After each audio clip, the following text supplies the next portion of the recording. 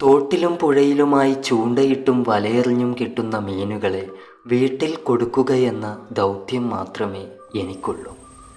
അമ്മയത് ആവശ്യം പോലെ വിൽക്കുകയോ കറി വെക്കുകയോ ചെയ്യും. ഇങ്ങനെ മീൻ പിടിച്ച് നടക്കാതെ മറ്റ് വല്ല പണിക്കും പോയിക്കൂടെ എന്ന് പലരും എന്നോട് ചോദിക്കാറുണ്ട്. അച്ഛൻ മരിച്ചപ്പോഴാണ് എൻ്റെ പഠിത്തം നിന്നതെന്ന് അറിയുന്നവരൊക്കെ തന്നെയാണ് ഇത്തരം ചോദ്യസമിതിയിലെ പ്രധാന ആൾക്കാരെന്നതും പ്രത്യേകം പറയേണ്ടതുണ്ട്. ഇപ്പോൾ എനിക്ക് പ്രായം 26. പഠിച്ച കടലാസുമെടുത്ത് ചൊറിയും കുത്തിയിരുന്നവരെക്കാൾ എത്രയോ ഭേദമാണ് ഞാനെന്ന് പലപ്പോഴും എനിക്ക് തോന്നിയിട്ടുണ്ട്. അച്ഛനുള്ളപ്പോൾ ഉള്ളതിനേക്കാളും മെച്ചപ്പെട്ട നിലയിൽ തന്നെയാണ് എൻ്റെ അമ്മ ഇന്ന് ജീവിക്കുന്നത്. ഒരിക്കൽ അമ്മ കാണാതെ വീടിൻ്റെ പിന്നാമ്പുറത്ത് നിന്ന് ഞാനൊരു ബീഡി പുകയ്ക്കുകയായിരുന്നു. അതോടൊപ്പം മുതിർന്നവരുടെ മുമ്പിൽ ബഹുമാനമില്ലാതെ മുണ്ട് മാടിക്കെട്ടി സംസാരിക്കുന്നതും അമ്മയ്ക്കിഷ്ടമായിരുന്നില്ല.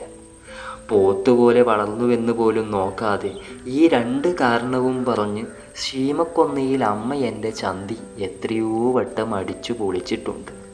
എന്നുവെച്ച് ഞാൻ തിരുത്താനൊന്നും പോകാറില്ല. നരച്ചു തുടങ്ങിയ ഒറ്റമുണ്ടും മുറുക്കി കുത്തി ബീഡി പുകച്ചിരിക്കുന്ന എന്നെ മാത്രമേ ജീവിക്കാനായി എനിക്ക് സങ്കല്പിക്കാനാകുന്നുള്ളൂ. അന്ന് പുകച്ച് കഴിയാറാകുമ്പോഴാണ് അടുക്കളയിൽ നിന്നൊരു ശബ്ദം കേട്ടത്. ചാക്കുകെട്ട് വീഴുന്നത് പോലെ ഒരു കേൾവിയായിരുന്നു അത്. ബീഡി കളഞ്ഞ് പിന്നാമ്പുറത്ത് നിന്ന് ഞാൻ അടുക്കളയിലേക്ക് ഓടി. മീൻകറി വെക്കുന്നതിനിടയിൽ അമ്മയാണ് കുഴഞ്ഞു വീണിരിക്കുന്നത്. ആ കാഴ്ചയിൽ ചുറ്റിപ്പോയ തലയുമായി തട്ടി വിളിച്ചിട്ടും അമ്മ ഉണർന്നില്ല. വാരിയെടുക്കുമ്പോൾ അനങ്ങിയതുപോലുമില്ല. ആശുപത്രിയിൽ എത്തിച്ചിട്ടും അമ്മയെ രക്ഷപ്പെടുത്താൻ സാധിച്ചിരുന്നില്ല. 3ാമത്തെ നാൾ മരിച്ചു. രക്തധമനികൾക്ക് കാര്യമായ നാശം സംഭവിച്ചിട്ടുണ്ട് പോലും. അതിനാൽ ഓക്സിജൻ അടങ്ങിയ രക്തം ശരീരത്തിൻ്റെ വിവിധ ഭാഗങ്ങളിലേക്ക് കൃത്യമായി എത്തിക്കാൻ അമ്മയുടെ ഹൃദയത്തിനാകുന്നില്ല പോലും. പാവം, അത് നിന്നുപോയി. അമ്മയുടെ മരണം അറിയിക്കാൻ ഡോക്ടർ എന്നെ വിളിപ്പിച്ചിരുന്നു. നിങ്ങളുടെ അമ്മ മരിച്ചുപോയെന്ന് പറയുന്നതിൻ്റെ പാതി കേട്ടപ്പോഴേക്കും ഞാൻ വായ പൊത്തിക്കരഞ്ഞു. ആ മനുഷ്യൻ എന്നെ ഒരു അനിയനെ പോലെ ആശ്വസിപ്പിച്ചു. അരമണിക്കൂറോളം ഞങ്ങൾ യാതൊന്നും സംസാരിച്ചിരുന്നില്ല. അമ്മ ഇല്ലാതായിരിക്കുന്നുവെന്ന യാഥാർത്ഥ്യം നെഞ്ചുകൊണ്ട് വിങ്ങിയും കണ്ണുകൊണ്ട് തുമ്മിയും ഞാൻ അറിയുകയായിരുന്നു. ഏതാണ്ട് ശാന്തമായെന്ന് കണ്ടപ്പോൾ ഡോക്ടർ സംസാരിച്ചു തുടങ്ങി. എത്ര പേരാണെന്നറിയോ കണ്ണ് കാണാതെ കഷ്ടപ്പെടുന്നത്? നിങ്ങൾ സമ്മതിച്ചാൽ അമ്മ കാരണം 2 പേരുടെ ലോകത്തിന് വെളിച്ചം കിട്ടും. പറഞ്ഞു വരുന്നത് എങ്ങോട്ടേക്കാണെന്ന് ആദ്യം മനസ്സിലായില്ല. ഡോക്ടർ വിശദീകരിച്ചു. ലക്ഷക്കണക്കിന് ഇന്ത്യക്കാർ കോർണിയൽ അന്ധതയാൽ ഇരുട്ടിലാണ്. ഈ ആശുപത്രിയിൽ തന്നെ 10ഓളം പേർ ചികിത്സ തേടുന്നുണ്ടത്രേ. എന്തോ കോർണിയ ട്രാൻസ്പ്ലാന്റേഷൻ എന്നൊക്കെ ഡോക്ടർ പറയുന്നുണ്ടായിരുന്നു. കാര്യമായിട്ട് അപ്പോഴും എനിക്കൊന്നും മനസ്സിലായില്ല.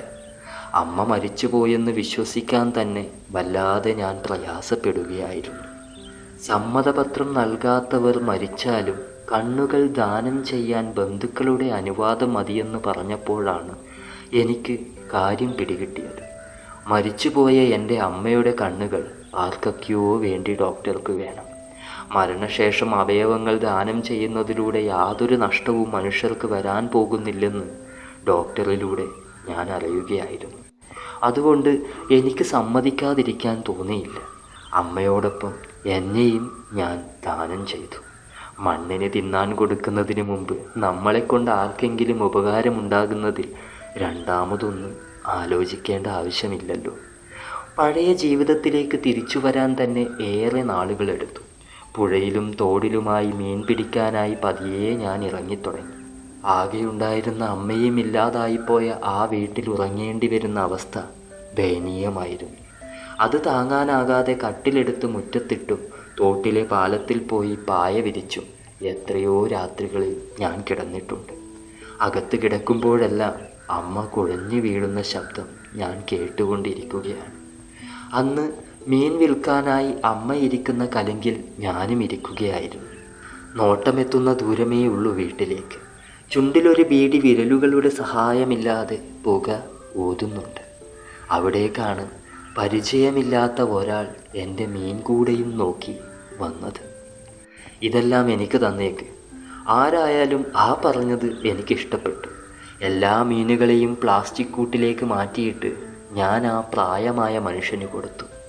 പറഞ്ഞ പണം തരുമ്പോഴാണ് അയാളുടെ മുഖം ഞാൻ ശ്രദ്ധിക്കുന്നത്.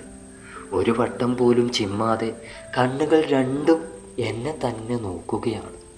എന്താ ഇങ്ങനെ നോക്കുന്നതെന്ന് എനിക്ക് ചോദിക്കേണ്ടി വന്നില്ല. അതിനു മുമ്പേ നിന്റെ അമ്മയുടെ കണ്ണുകളിൽ നിന്നാണ് എനിക്ക് കാഴ്ച ലഭിച്ചതെന്ന് അയാൾ പറഞ്ഞു. അമ്മയുടെ കണ്ണുകൾ. ഇങ്ങനെ ഒരു രംഗം ഞാൻ പ്രതീക്ഷിച്ചതേ ഉണ്ടായിരുന്നില്ല. ഡോക്ടർ പറഞ്ഞ 2 പേരിൽ ഒരാളായിരിക്കും ഇത്. അയാൾ എങ്ങനെയാണ് എന്നെ കണ്ടുപിടിച്ചതെന്നൊന്നും ഞാൻ ചിന്തിച്ചില്ല. ചിമ്മി അടയാതെ എന്നെ ഉറ്റുനോക്കുന്നത് അമ്മയുടെ നോട്ടമാണ്. അങ്ങനെ തോന്നിയപ്പോൾ മാടിക്കെട്ടിയ മുണ്ടഴിച്ചിടാനും ചുണ്ടുകൊണ്ട് കടിച്ചു പിടിച്ച ബീഡി പുകയോട് തുപ്പിക്കളയാനും മാത്രമേ ആ നേരം എനിക്ക് തോന്നിയുള്ളൂ. Thank you. കഥ ഇഷ്ടപ്പെട്ടാൽ അഭിപ്രായം പറയുക, ചാനൽ സബ്സ്ക്രൈബ് ചെയ്യുക. അടുത്ത കഥയുമായി നമുക്ക് ഉടനെ കാണാം. Thank you all.